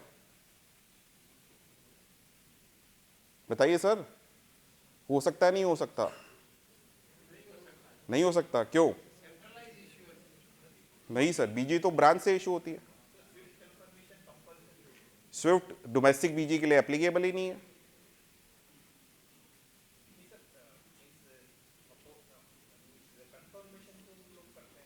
मैंडेटरी नहीं है सर। मैंने नहीं करी कंफर्मेशन तो क्या मेरा राइट खत्म हो गया बीजी के ऊपर से?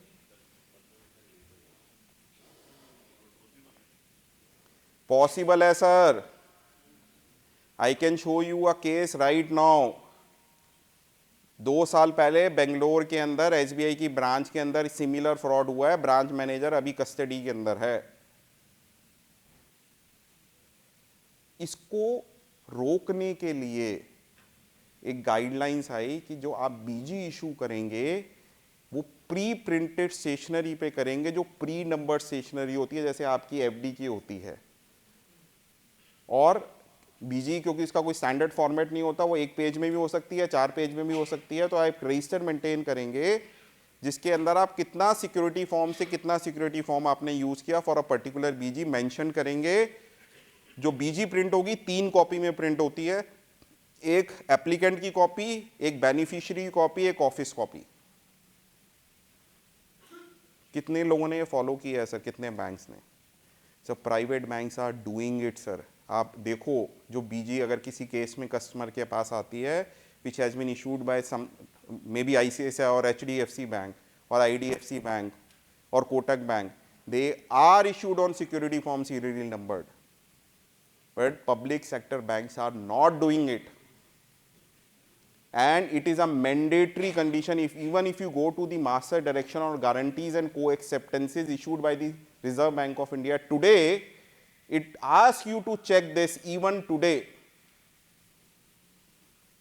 और हम yes करके आ रहे हैं सर। और अगर आपकी ब्रांच में ऐसा फ्रॉड हो गया और आप वहां पे yes करके आए थे, तो सर आपको अपने सिग्नेचर की वैल्यू उस दिन कोई और बताएगा। Isn't it, sir? आपको समझ में आ जाएगी आपके सिग्नेचर की क्या वैल्यू है। You should mention no sir, you should mention no. ठीक है सर? और प्रेजेंट केस है सर, 2 साल पहले का केस है सर, और nothing has change in the policy of the banks.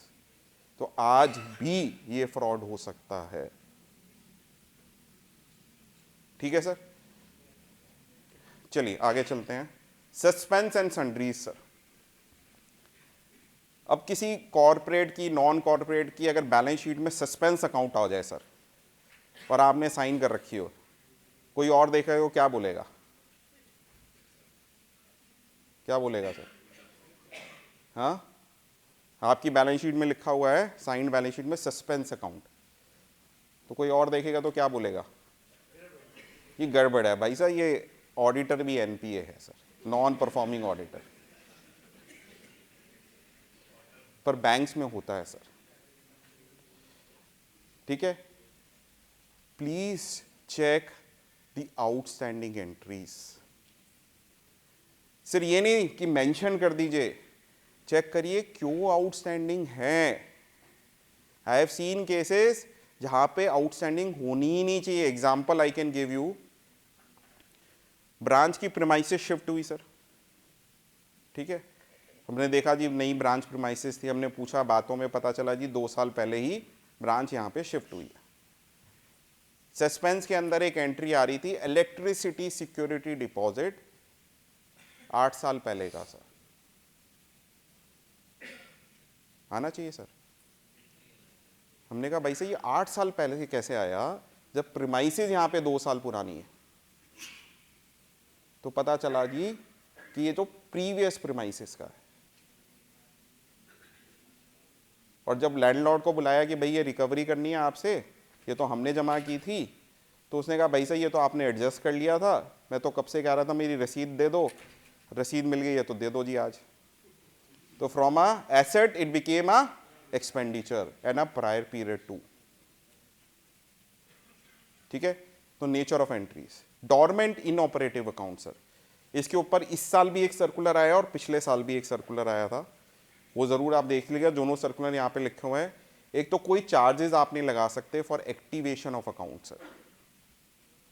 दूसरा, रिक्वेस्ट लेटर आप लेते हैं, एक उन्होंने इस बारी मेंशन किया है स्पेसिफिकली, कोई डायरेक्ट बेनिफिट ट्रांसफर के अकाउंट्स हैं, कोई स्कॉलरशिप के अकाउंट है, कोई इलेक्ट्रॉनिक ब्रांच ट्रांसफर के अकाउंट है, जैसे आपको कोई सबमेंशन आ रहा है, कोई डायरेक्ट ट्रांसफर आ रहा है, जैसे आजकल स्कीम्स आ रही हैं कि जी जैसे दिल्ली में चल रहा है कि 2,500 रुपये देंगे लेडीज़ को, ठीक है ना। तो उन अकाउंट्स को अगर वो डॉर्मेंट हो गए तो भी उसके अंदर वो क्रेडिट अलाउ करना है।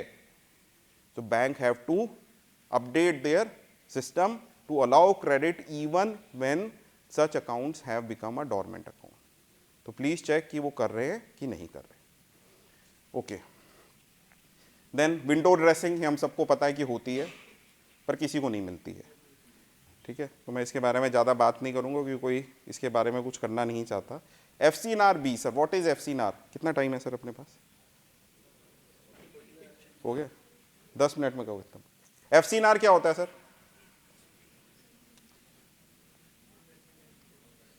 Non resident foreign currency non resident deposit account sir, ठीक है, एक foreign currency denominated fix deposit है which can be opened only by a person who is a non-resident।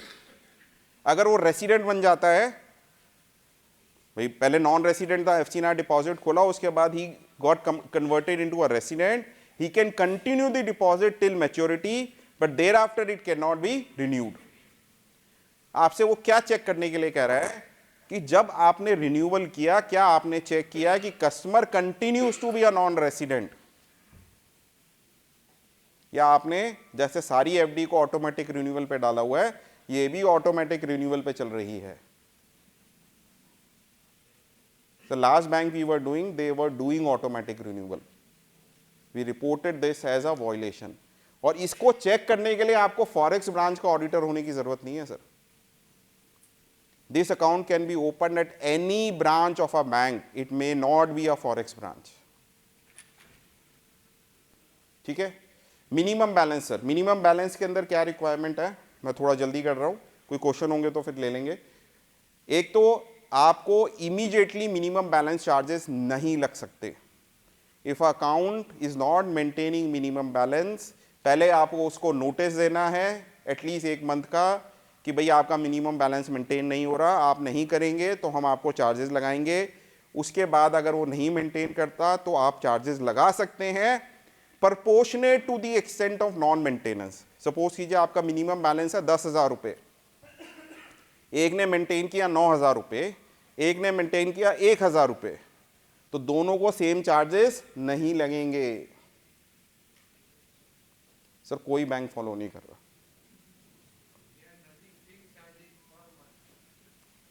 इसलिए बता रहा हूं सर, मैं तो आपको LFAR के रेडीमेड पॉइंट्स दे रहा हूं सर, जो जाने से पहले लिख के ले जा सकते हैं कि ये नहीं हो रहा।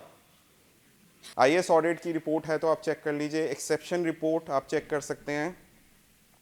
मैनुअल इंटरवेंशन की हम बात कर चुके हैं सर, डाटा इंटीग्रिटी छोड़ देते हैं, अनमैच्ड ट्रांजैक्शन, फ्रॉड, इसमें एक चेंज आ गया sir, there is a new master circular on frauds, July 15, 2024 को आया सर। कितने दिन में फ्रॉड रिपोर्टिंग होती है सर? बैंक को पता चल गया फ्रॉड हो गया, कितने दिन में रिपोर्टिंग करनी है? क्यों इंपॉर्टेंट है सर? आईरेक्स सर्कुलर में कहीं पे लिखा है अगर आपने टाइमली रिपोर्टिंग करी तो आप प्रोविजन कर सकते हैं over a period of 4 quarters, और नहीं करी तो पहले क्वार्टर में 100% प्रोविजन करना है। तो कितने दिन में रिपोर्टिंग करनी है सर?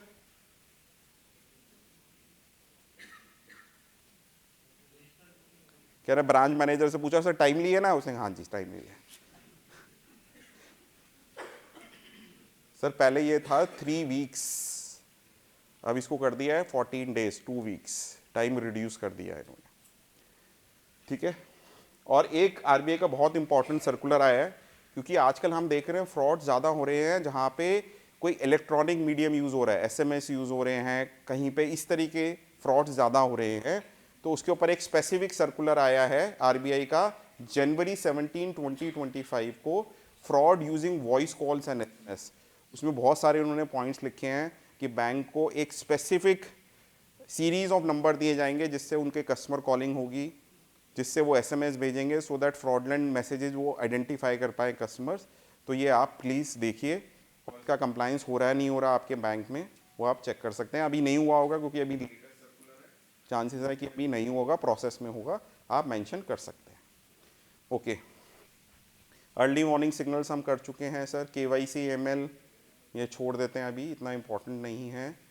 रिपोर्ट्स सर, रिपोर्ट्स के अंदर सबसे इंपॉर्टेंट क्या है कि सर आप अकेले ऑडिटर नहीं हैं बैंक में, बहुत सारे ऑडिटर्स हैं, तो please obtain those reports and generally we try to obtain these reports before we visit the branch sir. Sir पहला दिन क्या होता है, जब हम पहले दिन जाते हैं हम समझने की कोशिश करते हैं कि ब्रांच क्या एक्टिविटी करती है, क्या उसमें शॉर्टकमिंग्स है। Why to go to the branch and then try to understand, why not bring these reports to your office. सब आजकल इलेक्ट्रॉनिकली बनती है, किसी सॉफ्टवेयर के थ्रू बनती है, soft copy is easily available. Go through the report before you visit the branch, identify the areas where you need to concentrate your energies upon, ठीक है। देन एनी अदर मैटर्स, और कुछ भी ऐसा जो आपके लिए इंपॉर्टेंट हो, क्या एग्जाम्पल हो सकते हैं सर। कितने लोगों ने सर देखा है कि ब्रांच के अंदर सर पायरेटेड सॉफ्टवेयर यूज हो रहा है, या गेम्स डाउनलोड कर रखे हैं, वो गेम्स खेल रहा होता है, देखा है sir. Sir why it is so critical, why I am even talking about it sir. एक केस नहीं है, हजारों केसेज हैं जहां पे the systems of the bank have been hacked because unauthorised software was downloaded and installed on the system sir. एक बहुत famous scam है सर, बांग्लादेश सेंट्रल बैंक के साथ फ्रॉड हुआ था 1.01 बिलियन यूएस डॉलर्स का, because of the same issue sir. UBI के साथ हो चुका है जहां पे उनका स्विफ्ट सिस्टम हैक हो गया था, क्योंकि उनके कुछ ऑफिसर्स को एक मेल आई purported to be sent by Reserve Bank of India, और उन्होंने उस पर जैसे ही क्लिक किया उनका सिस्टम कॉम्प्रोमाइज हो गया। तो ये जो अनऑथराइज सॉफ्टवेयर्स है ना सर, ये बहुत ही रिस्की एरिया है as far as bank goes. आपकी ऑफिस में हो सकते हैं, मैं उनकी बात नहीं कर रहा, रिस्क वहाँ पे भी है, पर बैंक के लिए एक हाइटेंड रिस्क है। Password sharing, securities like fire issues, कि पता चला जी कागज़ भर रखे हैं यहाँ पे इन्वर्टर रखा हुआ है या जनरेटर के पास। तो we have seen cases, in case of one of the private sector bank we saw case where the complete branch was gutted because उससे जो उन्होंने वो रखा हुआ था सर्वर रूम के अंदर, बहुत सारे कागज़ भर रखे थे पुराने फाइलें, और वो सर्वर रूम में कुछ स्पार्क हुआ और आग लगी, और वो कागज़ से वो सारी पूरी ब्रांच में फैल गई। These can be some of the most important issues. I do not have time to continue. अगर कोई क्वेश्चन है तो हम जल्दी से ले लेते हैं, नहीं तो thank you so much for your patient hearing.